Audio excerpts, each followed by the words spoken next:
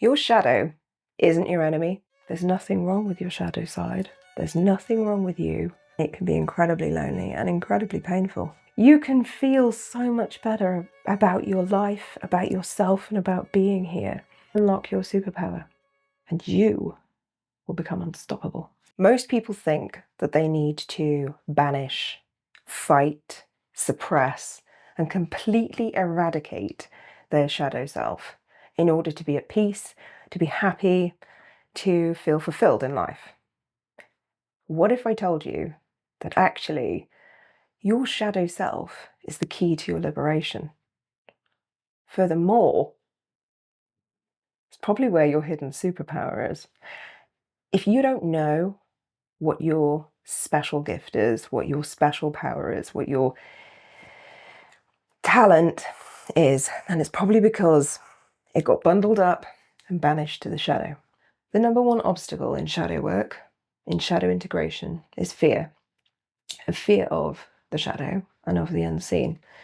The problem that you're facing, that we're all facing, is that we were taught to fear the shadow, to reject and suppress anything socially unacceptable. Your darkness will not destroy you. Your fear of your darkness might. You avoid the darkest parts of yourself because you don't want to admit to them. You don't want to admit that you've got a shadow side. You don't want to accept that there are parts of yourself, that there are traits that might be a little unlikable, that there might be aspects of you that are frightening to other people. A lot of us exist in a shame cycle when it comes to our darker traits.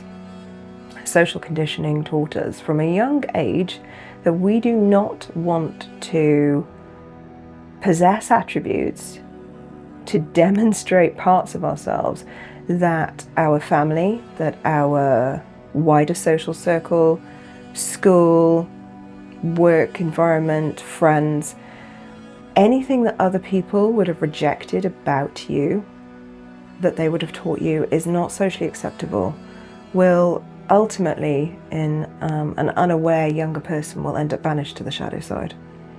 For example, you are a young woman growing up in the 80s and you are told that little girls should be seen and not heard, that your opinion doesn't count, that it doesn't matter. If you're quite an opinionated person, that can really cause internal conflict. And that internal conflict then can go on to cause a ruptured view of self. Perhaps you were a young man and you were taught that anger is wrong. You shouldn't feel angry. And most importantly, you should not display anger.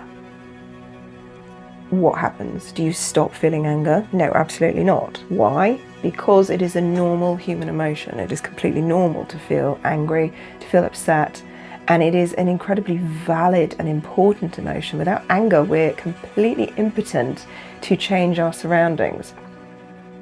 So why do you think we've been socially conditioned that we shouldn't feel anger?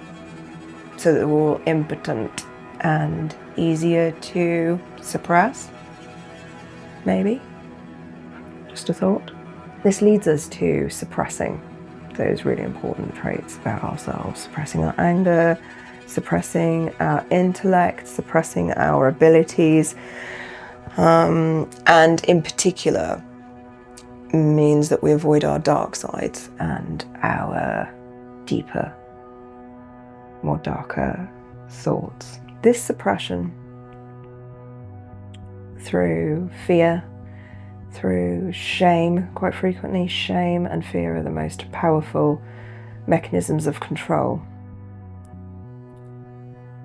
These emotions that we feel make us try to fix or run from our own self. And as a consequence, we are quite fragmented in our personalities, and we have many, many traits that we refuse to see, completely refuse to see about ourselves. And that is what shadow means. It doesn't mean that it's like this big, dark, scary place. Although for some people it can be, especially if you've banished things that you believe are bad. But the shadow side literally means that you can't see it. You are blind to it because they're aspects of yourself that you hid, discarded, and threw away. So you're not able to accept that about yourself, that you have those traits. Other people can still see them. You might swear blue that you are not an angry person, that you're easygoing and laid back. Other people can see the anger or the control or the anxiety that you pretend isn't there. The only person you're fooling with your lack of shadow integration is yourself. The only person that really suffers is yourself. I mean, obviously, if we are behaving in a blind way and we refuse to accept that we're an angry person and actually other people are subjected to our anger on a regular basis, then yeah, other people are suffering too. But most of the suffering from a lack of shadow integration is internal. It's an internal war that other people don't even know is happening, and it can be incredibly lonely and incredibly painful. You are partly shadow. We are the yin and the yang. We are the light and we are the dark. You cannot be wholly light. That's not how we work. I have male and female energy. I also have light and dark energy. That is how the human was made. This nonsense that we must be entirely masculine or entirely feminine or entirely light or entirely dark, this polarization, it only exists in the matrix, in this reality that we are subjected to. It is not the truth. The truth is that you are light and dark, that you are masculine and feminine. To lead a happy, healthy human life, you must integrate all aspects of yourself. There is no other way around it. There is no shortcut. You cannot love and light your way with your crystal wands and your incense and your high vibe affirmations out of shadow integration. You can't, because it's part of you. It's there. And if you lean into it and integrate and love all aspects of yourself, then you will unlock your superpower and you will become unstoppable. Whether you're comfortable admitting it or not, you are partly shadow. And if you do not know that part of yourself, at best you will never reach your full potential and probably will never have internal peace. And at worst, you're completely sabotaging your life and could be living in an absolute chaos shit show. And not have to. You don't have to. That's the thing that's really difficult about the healing journey, is that you have to go through this phase of really radical self-acceptance where you realize that maybe quite a bit of your troubles you don't have to be carrying. You're choosing to. And people don't like to hear that at all. At best, you will never reach your potential and feel whole or peaceful internally. And at worst, your shadow will run and maybe ruin your life.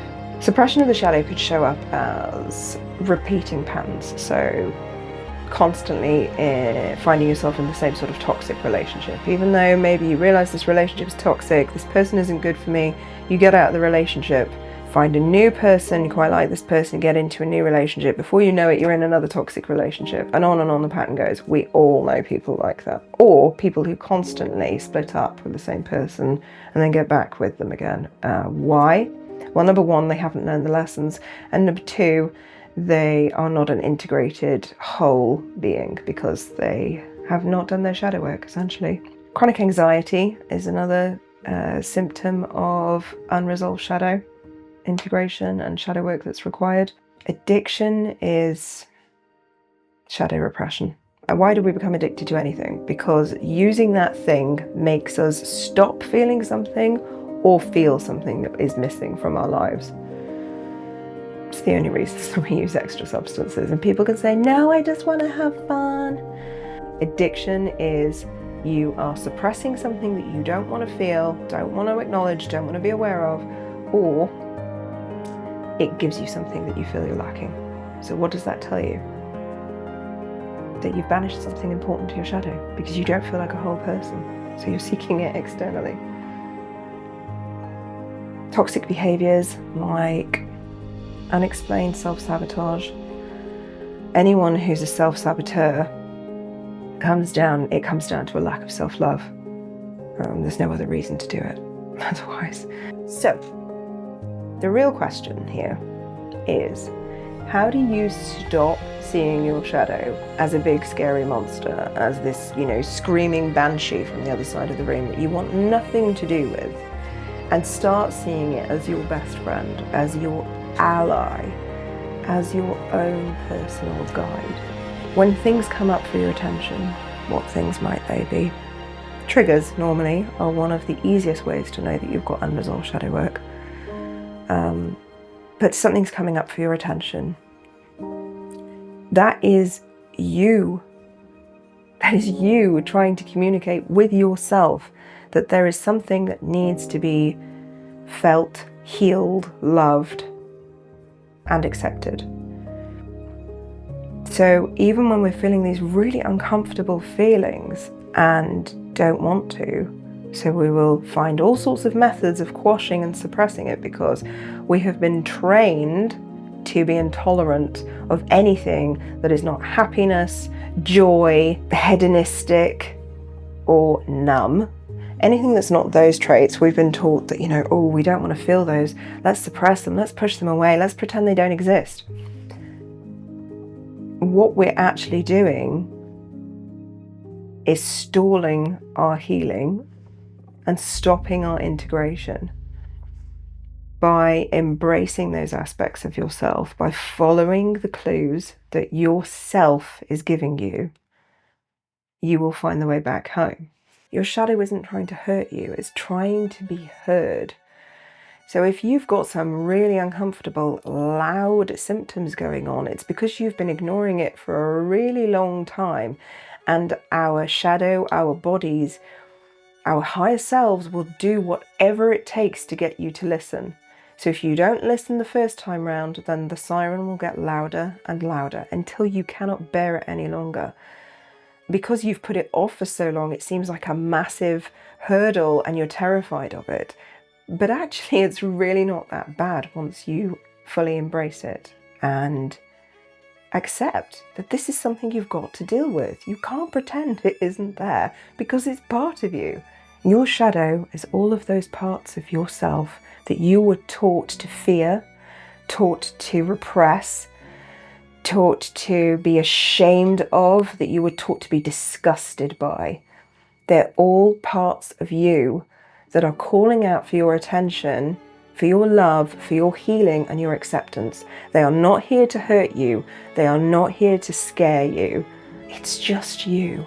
And a lot of the time, it's just little you. It's just you from being a child and being told inadvertently that you wouldn't be loved or accepted if you showed those traits. So now what? There's nothing wrong with your shadow side. There's nothing wrong with you. Now it's time to work on your shadow integration, to heal those aspects of you that have been banished and unloved for years, to integrate all of those aspects into a whole person so that you feel at peace, so that you love yourself and you unlock your superpower. You can feel so much better about your life, about yourself, and about being here. You just have to find the courage to go in there, find those aspects of yourself that got banished, and bring them out. Love them and accept them. So, now you know, the shadow's not your enemy. Your shadow, if you go in there and you find it, it's your best friend.